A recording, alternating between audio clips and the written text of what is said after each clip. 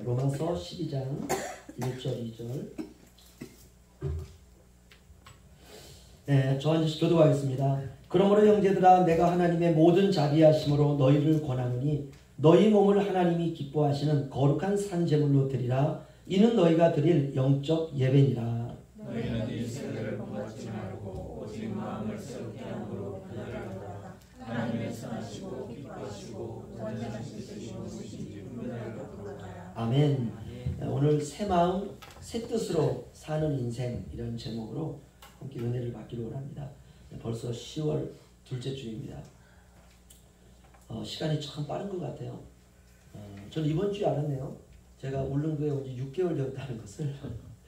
우리 집사람이 6개월 됐어 계속 얘기를 하더라고요.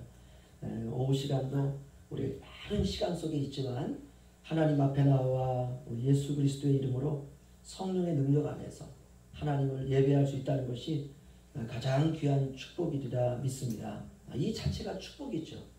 예배 시간을 기쁘게 보내시기 바라고요. 찬양도 정말 뜨겁게, 기도도 뜨겁게, 말씀도 기쁘게 우리가 그렇게 늘 또 한 주간 살아가시기를 바랍니다.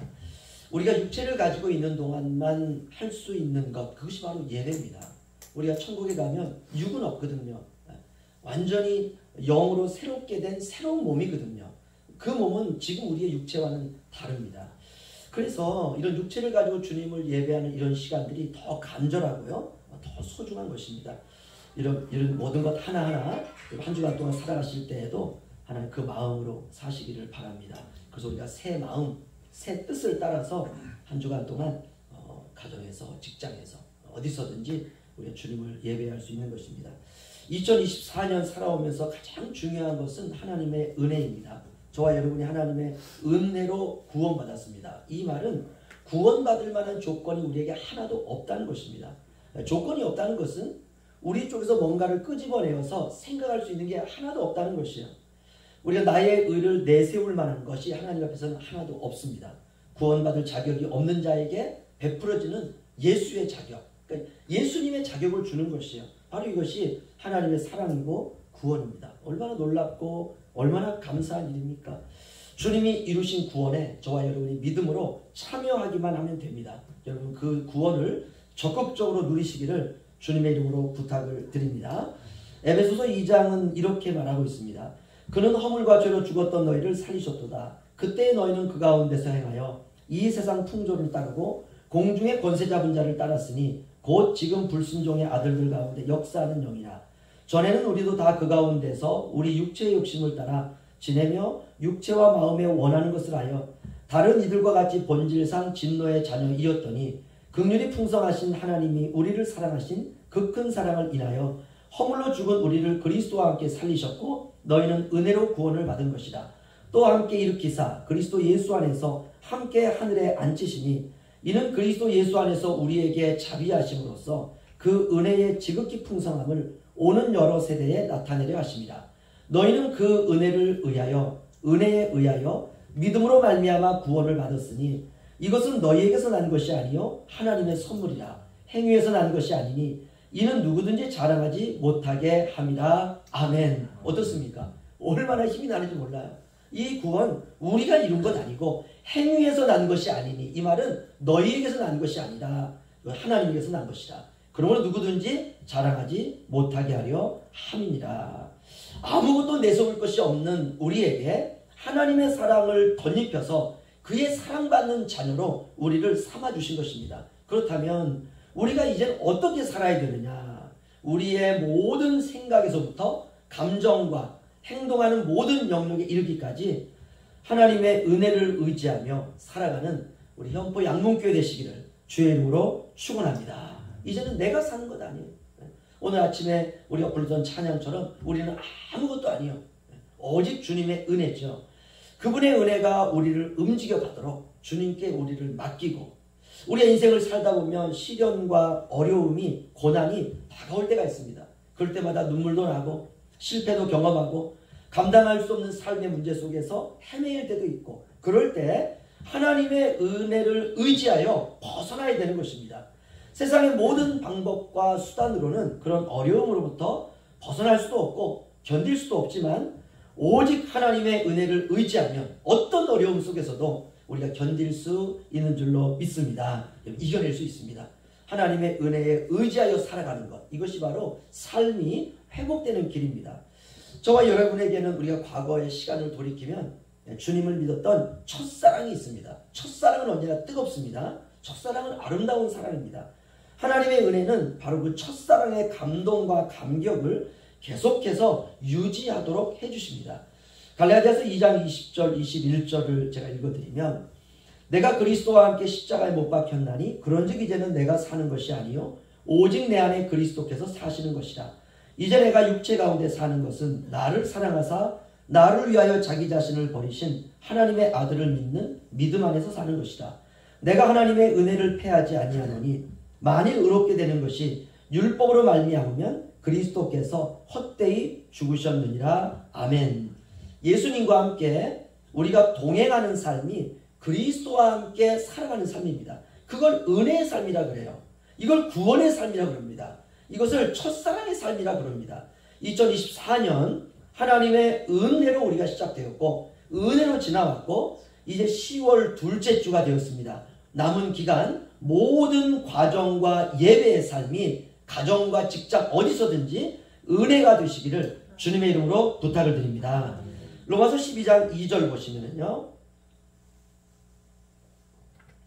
너희는 이 세대를 본받지 말고 오직 마음을 새롭게 함으로 변화를 받아. 오늘 이 말씀을 좀 나누기를 원합니다.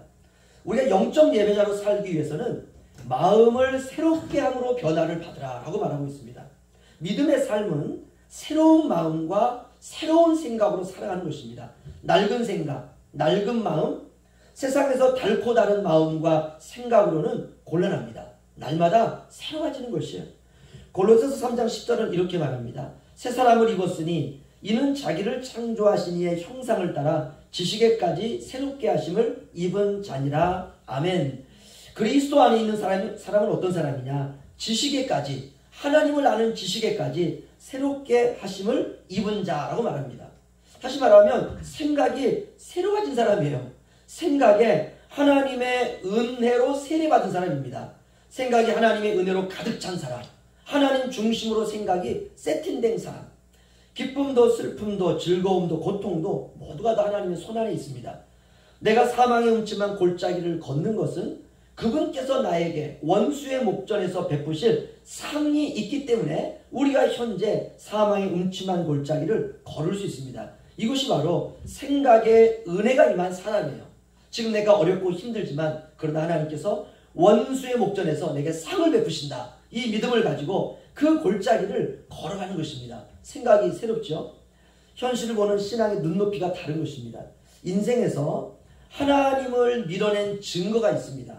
어느 날부터 삶의 의미를 부여하지 않는 거예요. 이게 하나님을 밀어낸 증거예요. 기쁨이 와도 슬픔이 와도 아무런 의미를 부여하지 않고 어떻게 하면 내가 이 상황을 모면할 수 있을까라고 생각합니다. 어떻게든 다른 사람에게 나의 불평의 원인을 돌리려고 하고 이것이 바로 하나님을 밀어내고 있는 증거입니다. 우리가 우리의 생각을 좀 바꿀 필요가 있어요. 그러나 하나님의 은혜가 생각을 지배하면 어려움이 오건 즐거움이 오건 슬픈 일이 있건 아니면 기쁜 일이 있건 그 속에 하나님의 은혜로 우리의 생각을 이렇게 바꿔가는 것이에요.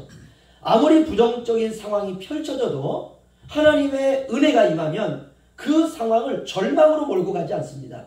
그 속에 사람들이 생각하지 못한 기발한 은혜의 조각들이 빛나기 시작하는 것이에요. 이것이 바로 생각의 변화를 겪고 있는 그리스도인입니다. 우리나라에서 아주 유명한 장군을 하나 들으라고 하면 바로 충무공 이순신 장군입니다. 이순신 장군의 생애 가운데 발췌한 글을 읽어드리면 저는 이순신 장군이요 예수를 믿지 않았음에도 불구하고 어떻게 이런 생각을 했는지 참 대단합니다.